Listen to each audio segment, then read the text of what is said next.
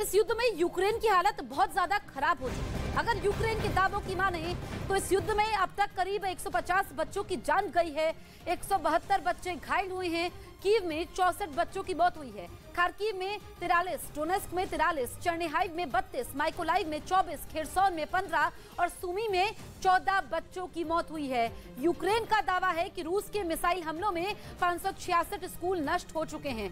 तो ये आंकड़ा यूक्रेन की तरफ से जारी किया गया है, इसमें बच्चों को निशाना बनाया गया और ये आंकड़ा चौंकाने वाला है। यूक्रेन की सेना ने एक वीडियो जारी कर दावा किया कि कीव के बाहर रूसी सेना के टैंक को तबाह किया जा चुका है। भारी संख्या में रूसी टैंकों को यूक्रेन ने अपने कब्जे में ले लिया है। रक्षा विशेषज्ञ भी बता रहे हैं कि इस युद्ध में रूस को भारी नुकसान उठाना पड़ रहा है। यूक्रेन के रक्षा मंत्रालय ने यूक्रेन की उन महिला लड़ाकों की तस्वीर शेयर की है जो रूसी सेना के खिलाफ इस जंग में शामिल है।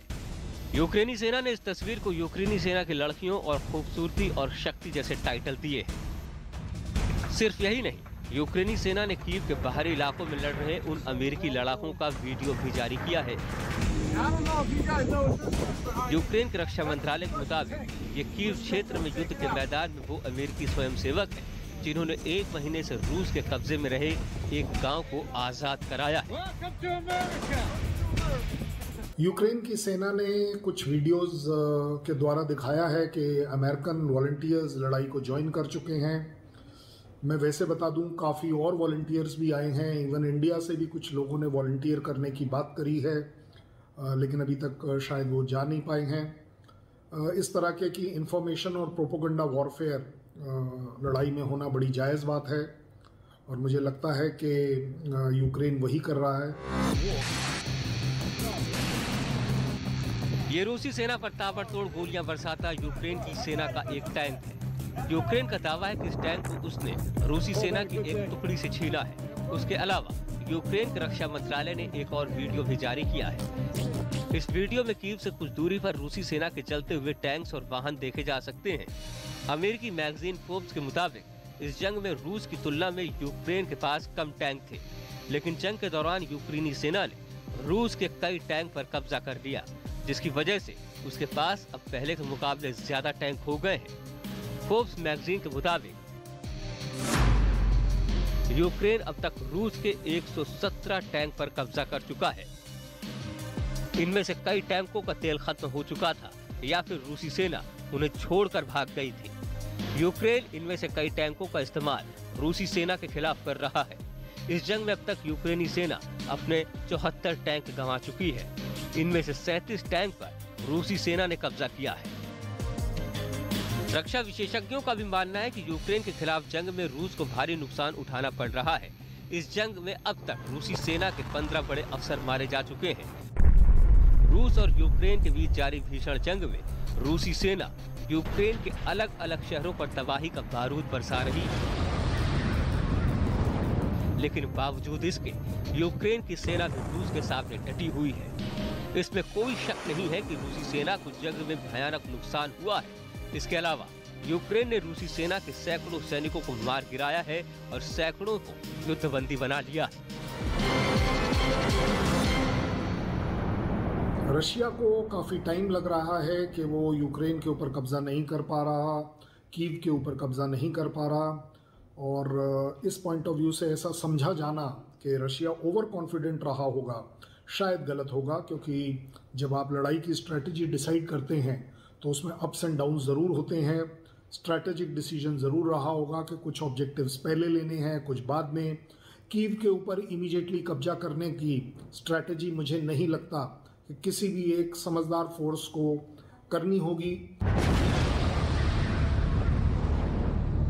यूक्रेन पर मौजूदा हमले में रूस का असल मकसद था यूक्रेन की राजधानी कीव समेत दूसरे बड़े शहरों पर जल्द से जल्द कब्जा करना और इसके बाद ज़ेलेंस्की सरकार का इस्तीफा।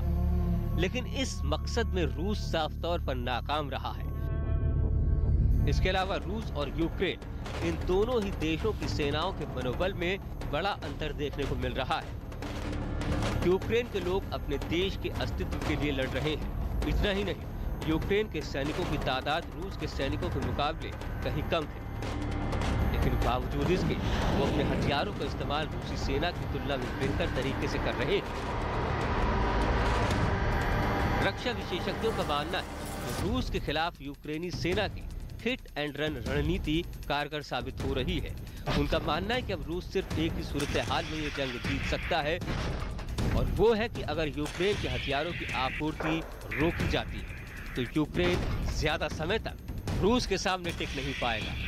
लेकिन ऐसा होना मुमकिन नहीं दिख रहा है, क्योंकि अमेरिका समेत दुनिया के कई और देश यूक्रेन की सेना को लगातार हथियार मुहैया कर पा रहे हैं। यानी ये जंग अभी लंबी खिंचने वाली है।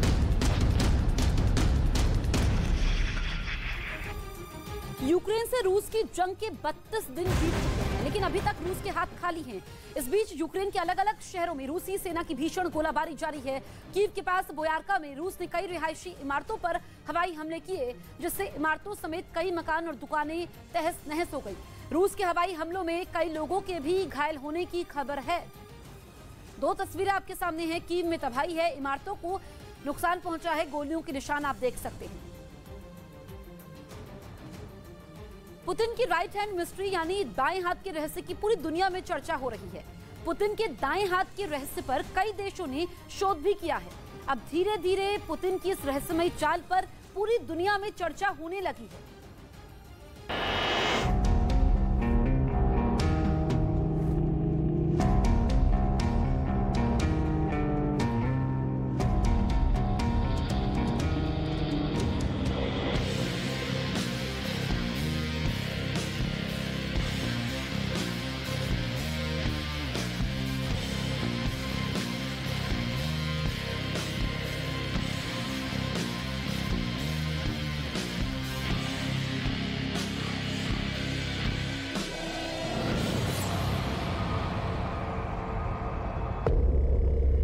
पुतिन ने अपने जिस राइट हैंड से यानी दाएं हाथ से रूस के राष्ट्रपति पद की शपथ ली है, उसकी मूवमेंट बाएं हाथ के मुकाबले बहुत कम होती है।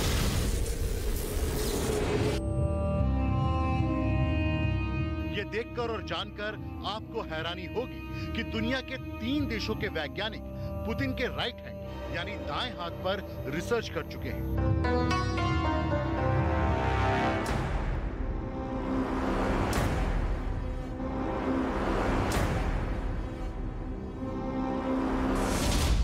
पुर्तगाल, इटली और नीदरलैंड के न्यूरोलॉजिस्ट पुतिन के दाएं हाथ पर शोध कर चुके हैं। शोध इस बात पर हुआ है कि पुतिन का दायां हाथ चलते वक्त भी स्थिर क्यों रहता है।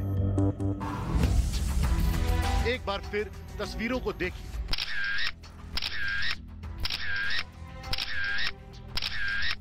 और पुतिन के दाएं हाथ के इस रहस्य को समझने की कोशिश कीजिए। पुतिन का लेफ्ट आर्म यानी बायां हाथ बहुत तेजी से स्विंग होता है, लेकिन पुतिन का दायां हाथ एकदम स्थिर रहता है। पुतिन की सैकड़ों तस्वीरें इस बात की पुष्टि करती हैं कि पुतिन की चाल में कोई बड़ा रहस्य छुपा हुआ है। पुतिन की वॉकिंग स्टाइल कुछ इस तरह है। पुतिन का दायां कंधा झुका होता है, पुतिन का बायां हाथ स्विंग होता है और बाएं पैर से पुतिन बहुत तेज चाल चलते हैं।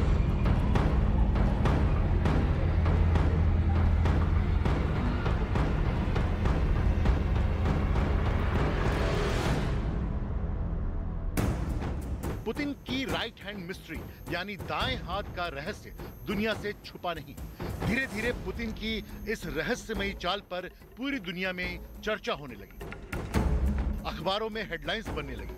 कई इंटरनेशनल अखबारों में इस पर लेख लिखे गए और सवाल भी उठाए गए कि क्या पुतिन को पार्किंसन रोग हो गया है।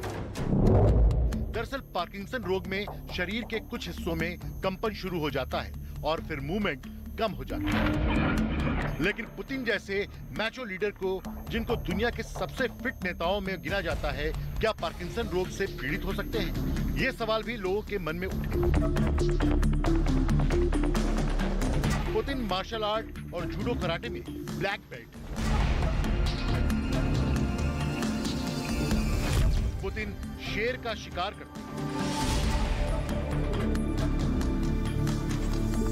पुतिन स्कूबा डाइविंग करते हैं। पुतिन घोड़े की सवारी करते हैं। पुतिन के अंदर ऐसा जज्बा है कि पुतिन शीर्ष पदों पर रहते हुए अमेरिका के 5 राष्ट्रपति आए और चले गए, लेकिन पुतिन पर कोई दबाव नहीं डाल सकता।